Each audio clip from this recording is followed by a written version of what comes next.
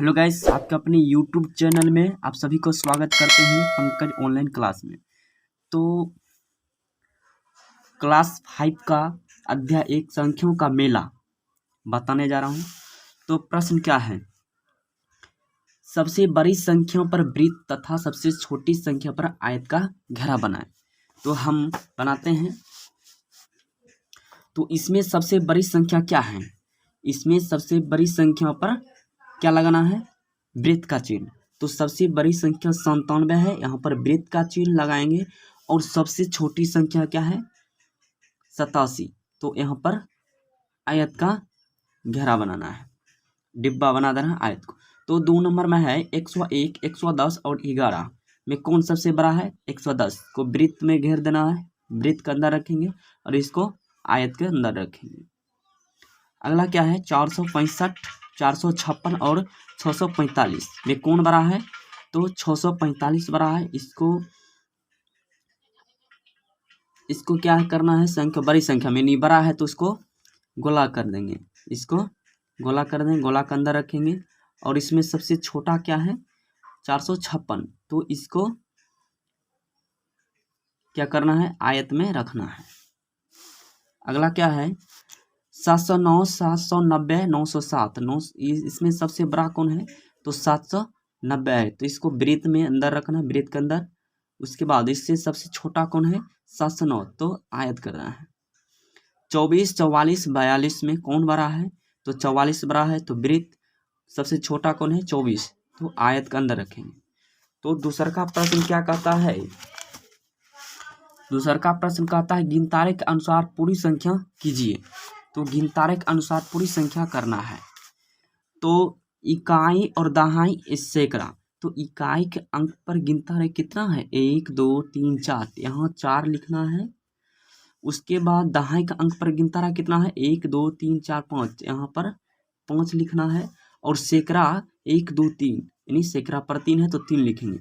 तो यहाँ पर लिखना है 354। अगला क्या है?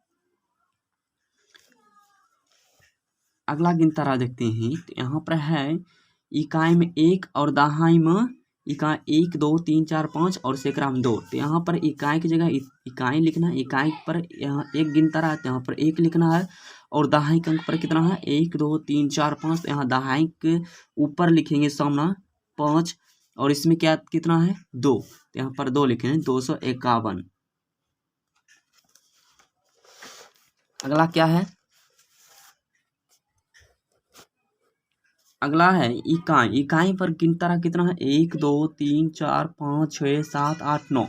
तो इकाई के ऊपर 9 लिखेंगे और दाएं पर कितना है? 3, तो यहाँ पर 3 लिखेंगे। और सैकड़ा 1, 2, 3, 4, 5, 6, 7, यहाँ पर 7 लिखेंगे, यानी 739। यह हो गया है अंकों की संख्या। स्टार्ट करते हैं।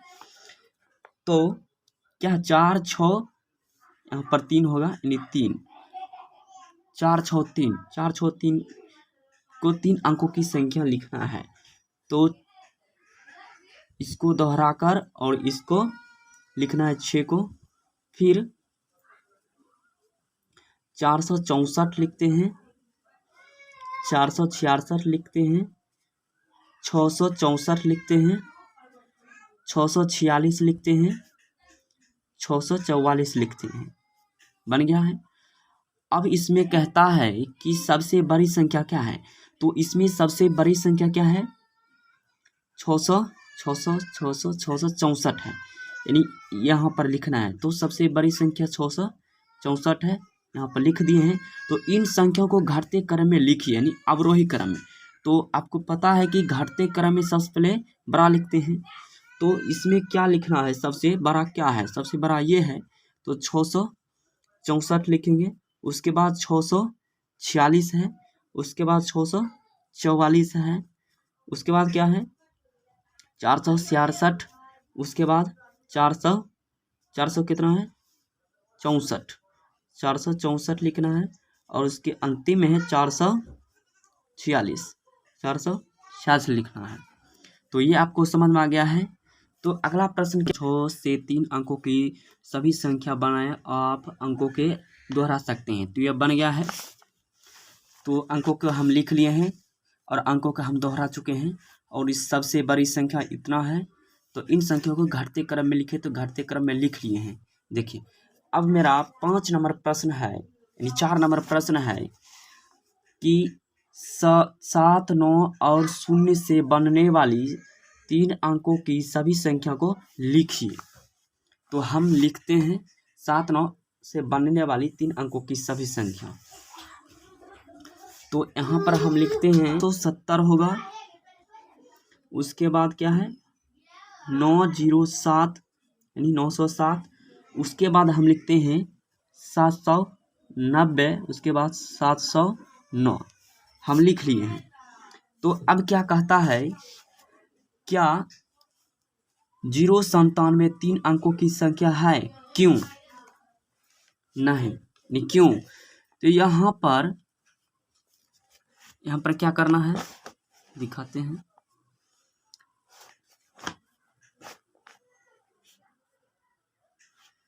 यहाँ 097 3 अंकों की संख्या नहीं है, क्योंकि किसी भी संख्या में बाईं ओर सबसे बड़े स्थान पर शून्य लगाने पर उनके मान में कोई अंतर नहीं आता है।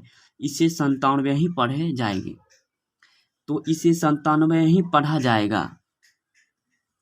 तो अगला प्रश्न है 5 नंबर, मैं 2 अंकों की संख्या हूँ जिसके इकाई और दहाई के अंक समान है, बताइए मैं कौन सा संख्या हो सकती हूँ।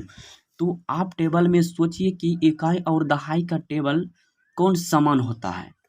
तो 1 नंबर यहाँ पर होगा,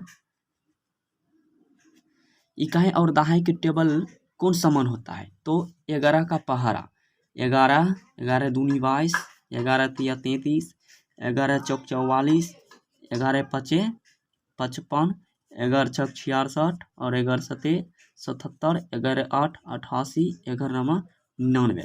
ये आपका 1 नंबर का आंसर हुआ, यानी 99 तक होता है। उसके बाद क्या है, ये तो हो गया मैं कौन कौन सी संख्या हो सकती हूँ। तो मैं 11 से 99 तक संख्या हो सकती हूँ। मेरी इकाई तथा दहाई के अंकों का योगफल 8 है, तो मैं कौन सी संख्या हो सकती हूँ। तो आप सोचकर बताइए, इकाई और दहाई का योगफल 8 होना चाहिए। तो हम यहाँ पर लिखेंगे 2 नंबर में इकाई दहाई, यानी इकाई और दहाई का योगफल यानी 8 होगा। तो क्या क्या संख्या हो सकता है, तो 44 हो सकता है, यानी 44 प्लस करें इकाई और दहाई का योगफल 8 है। समझ में आ गया है। तो तीसरा क्या है, मेरी इकाई तथा दहाई अंकों का गुणनफल 9 है, तो मैं कौन सा संख्या हो सकता हूँ। तो इकाई और दहाई का गुणनफल 9 है, तो हम तीसरा प्रश्न लिखेंगे इकाई दहाई, इकाई और दहाई कितना है, गुणनफल 9 होगा, क्योंकि गुणनफल बोल रहा है। तो यहाँ पर क्या करना है, यहाँ पर 33 मान रखेंगे, 3 और 3 गुणनफल मतलब होता है गुना, तो करेंगे कितना आएगा 9। ये समझ में आ गया है।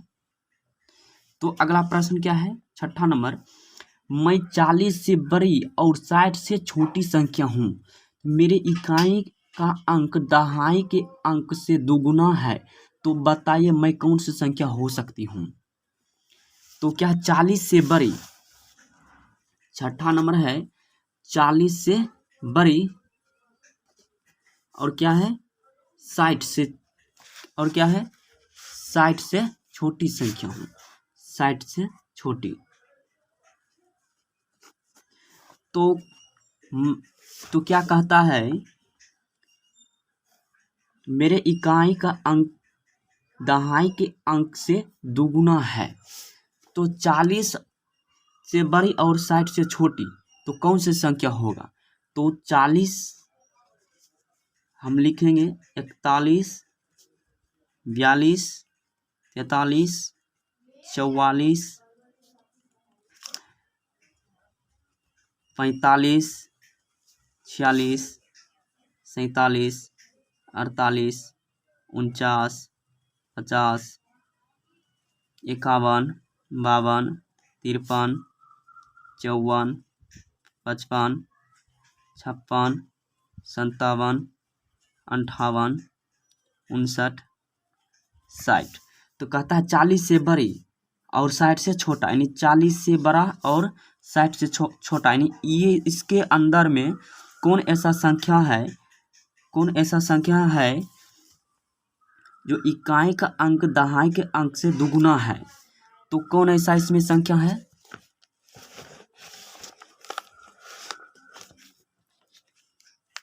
चालीस और 60, यानी 40 से बड़ी ये सभी है, 60 से छोटा है। इसमें कौन ऐसा संख्या है जो इकाई का अंक दहाई के अंक से दुगुना है?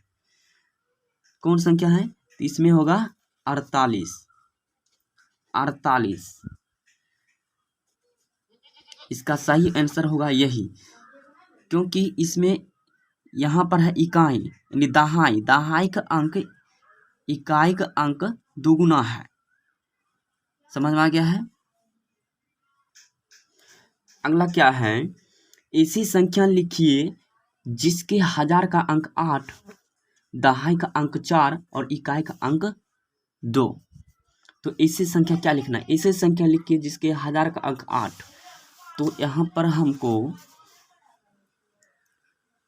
इकाई, दहाई, सैकड़ा और हजार। तो क्या कहता है? ऐसी संख्या लिखिए जिसके हजार का अंक 8। तो हजार का अंक 8, तो यहाँ पर लिखेंगे हजार की जगह 8। उसके बाद दहाई का अंक 4, तो दहाई का अंक क्या है? 4। उसके बाद कहता है तो इकाई का अंक 2, तो इकाई का अंक 2। ऐसी संख्या लिखिए जिसके जो भी बच गया वहाँ शून्य दे देंगे। तो ऐसी संख्या लिखिए जिसके हजार का अंक 8, दहाई का अंक 4 और इकाई का अंक 2 है। तो जो भी यहाँ पर बचा है वहाँ पर शून्य देंगे तो हो गया 8042। ये समझ में आ गया है? अगला क्या है? 375 में इकाई और दहाई के अंकों का आपस में बदल दे तो कौन सी संख्या मिलेगी? दोनों का अंतर क्या होगा? 375 है, क्या है, कितना नंबर है? तो 8 नंबर। 375 यानी 375 में क्या कहता है? तो 375 में इकाई और दहाई का अंकों को बदलना है, यानी इसका और इसको बदलना है। तो 300 इसको बदलेंगे 5 और इसको यहाँ पर रखेंगे 7, तो हो गया है। तो इसको क्या कहता है कि दोनों का अंतर क्या ज्ञात करें? तो दोनों का अंतर ज्ञात करें। तो दोनों का अंतर ज्ञात करने के लिए माइनस करना होगा, यानी 375 माइनस 357। तो माइनस करने पर कितना आया है? 18। समझ में आ गया है? अगला क्वेश्चन अगला क्या है? 4 से 500 के बीच की ऐसी संख्या लिखिए जिसके इकाई का अंक 3 और दहाई का अंक 5 हो, यानी 400 और 500 के बीच लिखना है। तो इकाई अंक कितना होगा? 400 और 500 के बीच में कौन सा संख्या ऐसी है जो इकाई का अंक 3 और दहाई का अंक 5 होगा? तो यहाँ पर 453 होगा, यही आंसर होगा। अगला क्या है? तो 10 नंबर प्रश्न कह रहा है कि मैं 2 अंकों की संख्या हूँ, मेरे अंकों का योगफल 7 है, बताइए मैं कौन कौन सी संख्या हो सकती हूँ। तो यहाँ पर क्या करना है आपको, यहीं पर बताता हूँ। इकाई और दहाई लिख लेना है। तो प्रश्न बोलता है कि मैं 2 अंकों की संख्या हूँ, मेरे अंकों का योगफल 7 है। यहाँ पर लिखेंगे देंगे 0 और 7। मैं 2 अंकों की संख्या हूँ, इसका योगफल कितना हुआ? 7। यही होगा आंसर।